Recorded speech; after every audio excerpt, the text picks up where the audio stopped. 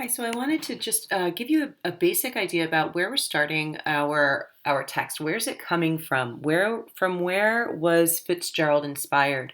And it was actually the world in which he was living in was the world in which prohibition had become the name of the game. But why was prohibition there? And this video is going to give us a look at why indeed prohibition was the name of the game in the 1920s. They say that the British cannot fix anything properly without a dinner, but I'm sure the Americans can fix nothing without a drink. If you meet, you drink. If you make acquaintance, you drink. If you close a bargain, you drink.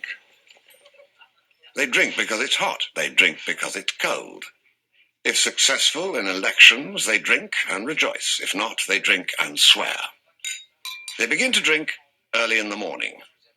They leave off late at night.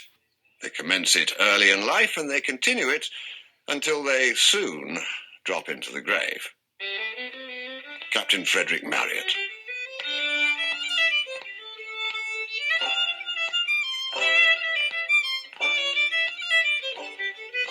For most of the nation's history, alcohol was at least as American as apple pie.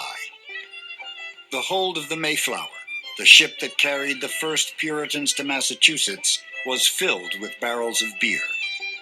At Valley Forge, George Washington did his best to make sure his men had half a cup of rum every day and half a cup of whiskey when the rum ran out. John Adams began each day with a tankard of hard cider. Thomas Jefferson collected fine French wines and dreamed of a day when American vineyards could match them. After Andrew Jackson's inauguration, so many drunken admirers crowded into the White House, the celebration had to be moved out onto the lawn to save the furniture.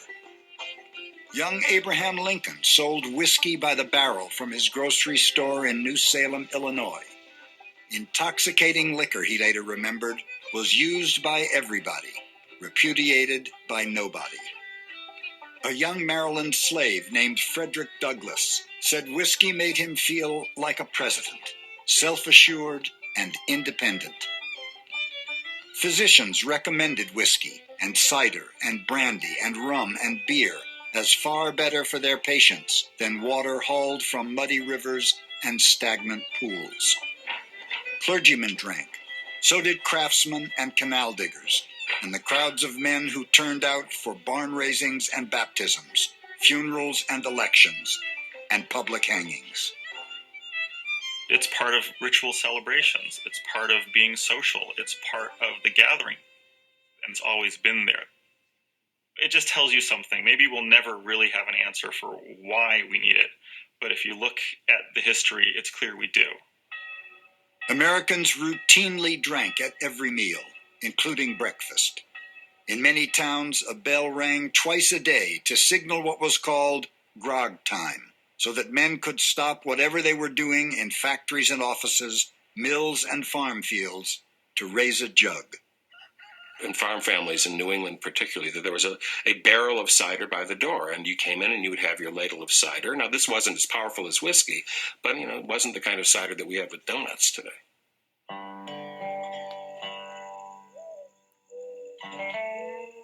For thousands of years, human beings had been fermenting fruits and grains to create mildly intoxicating beverages.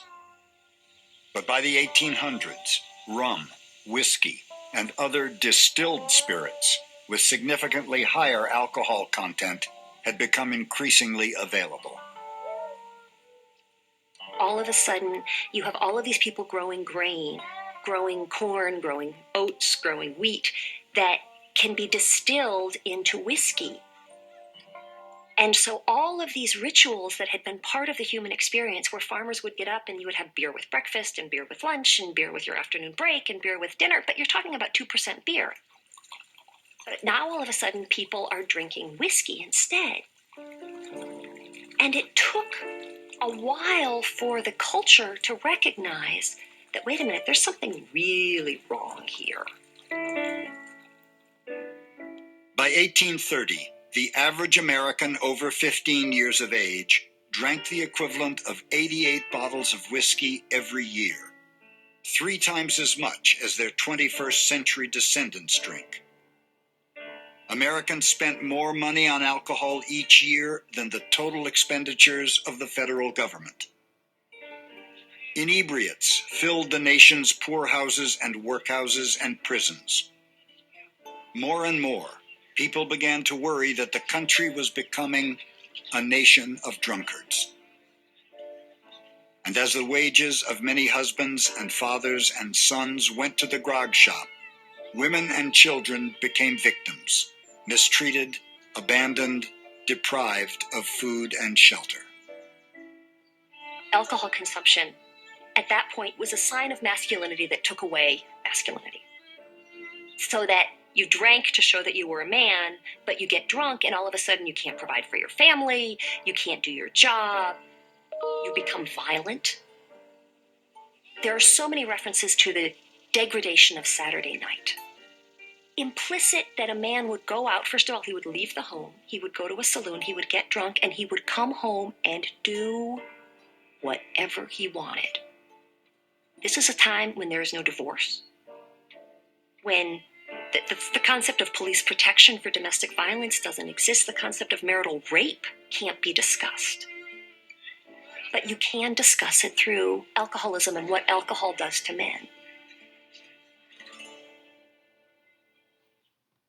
So what's important to take from that is what was happening? Why did prohibition actually take hold? Why were we able to pass an amendment that kept people from drinking alcohol, which, as you see, did not last and was, you know, complete opposite now? I mean, we have pretty much that first description, which was people do a lot of drinking and to celebrate, to commemorate, to convey sorrow, to convey joy.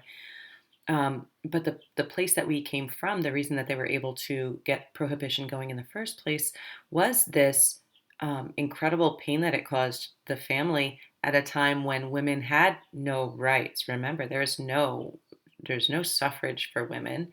Women are not generally accepted to work outside of the home, and the man ruled the house. So these women became a driving force in the prohibition movement, in the temperance movement. They developed the Temperance League.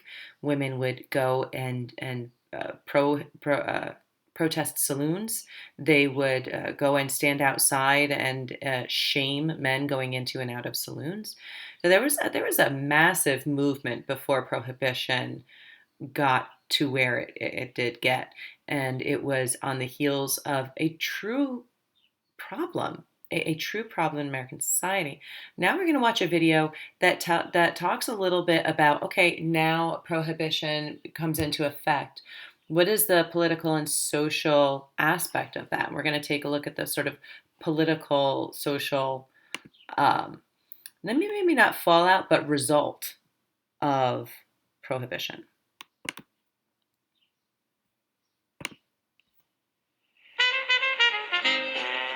June 1924, when the white Protestant Nordic delegates from the Christian Endeavor regions of the South and Middle West arrive in the big town, their tongues hanging out, they will get all that they have dreamed of all these months.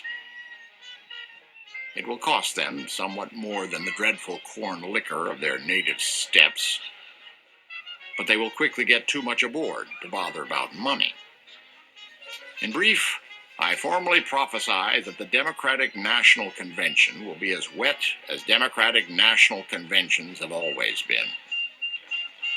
So that being said, that the Democratic National Convention will be wet means people who drink, dry means people who do not drink, right? So we actually still have dry towns in this country, but the wets is what they're saying, and the convention meaning that even the people who proclaim to be dry, quote unquote, are going to be imbibing. They're going to be drinking, which is, we see that, plenty of times where we have politicians who say, oh, I'm against this, I'm against that. But then, you find a story in the news that says, You're actually not. You do this thing. So we are going to take a look at now the Democratic National Convention, which indeed was wet, but that also brought to light some major issues in our society, meaning the dry people felt as though they had the moral high ground, and that it was our nation was meant to be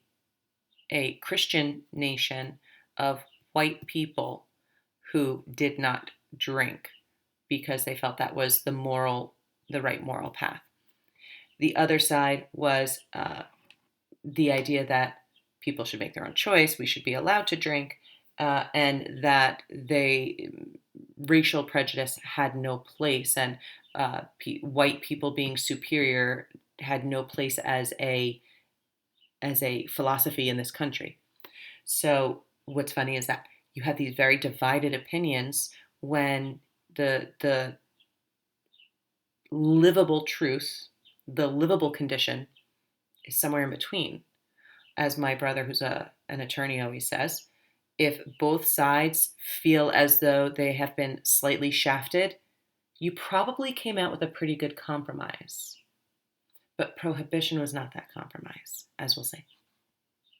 And that the prohibitionist delegates, as always, do more than their fair share of guzzling.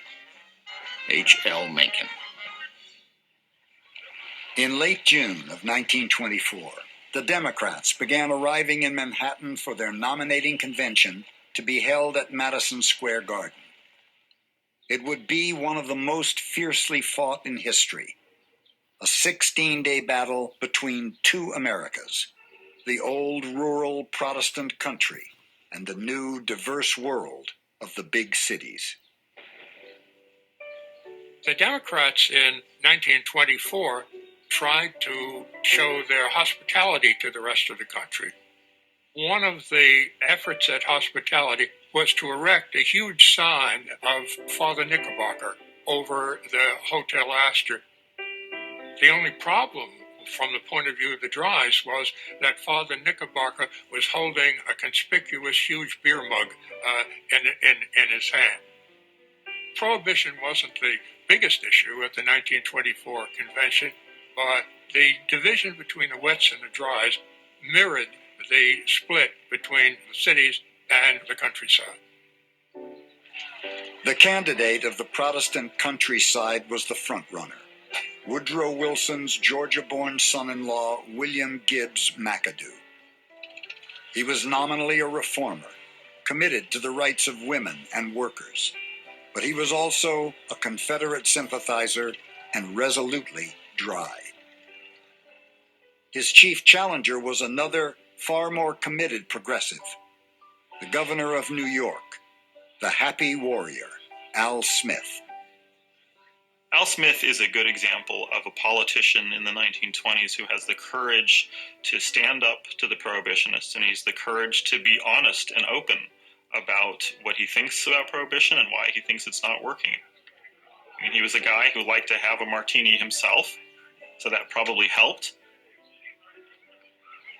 Alfred Emanuel Smith was born in a tenement building on New York's Lower East Side, the son of a freight handler. His forebears were immigrants from Ireland, Germany, Italy, England. He learned his politics on the corner of Oliver and Water Streets at the local Tammany headquarters, Tom Foley's Saloon. He was born under the shadow of Brooklyn Bridge. He worked in the Fulton Fish Market. He said ain't. He represented the mores of the big city. He made no attempt to relate to the rest of the country. He once said that I would rather be a lamppost on Park Row than governor of California. Smith was everything the Dries despised: Catholic, citified, and wet. Wouldn't you like to have your foot on the rail and blow the foam off some suds, he'd once asked a reporter when he thought he was talking off the record. And just under 1 year earlier, he had signed a bill repealing the hugely unpopular Mullen-Gage Law, that had strengthened prohibition enforcement in the state of New York. With that single stroke of his pen, Al Smith had made himself the arch-villain of Wayne Wheeler, the Anti-Saloon League, and all those allied with them. The governor's action was nothing less than perfidy, Wheeler said. It will stir the nation, he warned, as did the shot on Fort Sumter. At the convention, before the balloting could begin, delegates found themselves in the midst of a bitter battle, not about prohibition, but between those Smith supporters who wanted a plank in the party platform denouncing the newly revived Ku Klux Klan by name, and those who wished no mention of it at all. The Klan, which strongly supported prohibition, had 2 million members now, and there may have been as many as 300 Klansmen among McAdoo's delegates. A movie called Birth of a Nation came out in 1915. It was the greatest recruiting poster in the history of the country for a terrorist organization. After that movie, the Klan expanded everywhere. They were in Indianapolis. They were in Westchester. They have in their platform, such as it is, the fostering of America as a white Protestant, native-born nation that doesn't allow liquor. And they were very adamant in their support of prohibition. Unwilling to criticize the Klan, McAdoo refused to take sides. Smith called the Klan un-American and declared he'd rather be denied the nomination than shrink from denouncing it. There were fistfights in the aisles. In the end, Smith's anti-Klan forces lost by 1 vote. Then the struggle for the nomination began and stretched on for 103 ballots in the stifling heat, with neither Smith nor McAdoo able to command the 2/3 majority he needed. Smith supporters were yelling Ku Klux McAdoo. McAdoo supporters were yelling booze, booze, booze, because to them Smith suggested everything about urban immigrant America that was bad. Hopelessly deadlocked, the weary delegates finally settled instead on a colorless conservative, the attorney for the banking house of J.P. Morgan and former ambassador to Great Britain, John W. Davis. The two factions lost everything they had fought over, wrote H.L. Mencken, who was covering the convention for the Baltimore Evening Sun. It was as if Germany and France had fought over Alsace-Lorraine for centuries, then handed it over to England. Davis didn't have much of a chance. The economy was booming, and he and the Democrats would be crushed by Republican Calvin Coolidge in November. For the time being, despite growing discontent with prohibition and its consequences, it would remain the law of the land. So we're going to talk more about Birth of a Nation when we get a little bit further into the text. Birth of a Nation did come out. It was actually screened in the White House. It was a national phenomenon. The filmmaking techniques were indeed groundbreaking. However, the message was deeply damaging to our American culture, American morality, and we became a bitterly divided nation on the topic of race and prejudice. So part of that does definitely fold into the prohibition. Indeed, prohibition was a win for a very conservative driving force in the country at the time. And you can imagine, much as like we have today, it was very different on the coasts, right? So you had the northeast coast, the tri-state area in which we live, and in the West Coast, where Hollywood was coming up and where movies were starting to be made. You have these two very divided ideals on the ends of the country, the bookends of the country versus the middle of the country. And in this situation, the middle of the country, the prohibitionists did win out. So there's this internal struggle going on in the country. And indeed, with our characters, there's an internal struggle going on. A lot, the main characters in our text do come from the middle of the country, for the most part. Certainly Daisy, who is our leading lady, and Nick, who is our narrator, do come from a sort of middle area. And Gatsby, as we discover, comes from this middle area too. So this deep divide in the nation is reflected in the psyche of each individual American, much as it is now. It's a fascinating look at our country and our mindset, and we're going to get started in earnest on Monday. I hope you enjoyed this video.